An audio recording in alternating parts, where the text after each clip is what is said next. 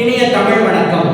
மங்களம் பொங்கும் மார்கழி உற்சவத்தில் திருப்பாவை பாடல் 22.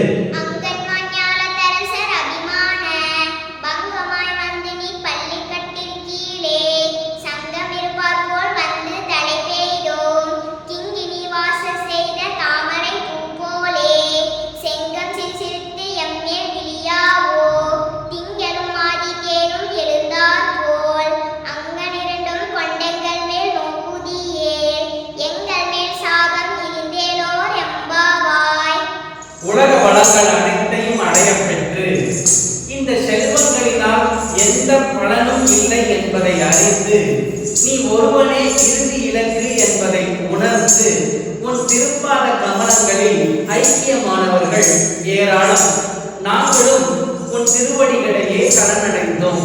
தாமரை மலர்களை நிகழ்த்த வதனத்தை உடையவனே, திருவாய் மலர்த்து அருள்வாயாக. அறக்கருணையும் மரக்கருணையும் ஒருங்கே பொருந்தியவனே, எங்களை ஆட்கொண்டு எங்களை அனுகிரகம் செய்வாயாக. உன் திருவிழி பார்வை எங்கள் மீது பட்டாலே போதும், எங்கள் பாவங்கள் எல்லாம் நீங்கிவிடும்.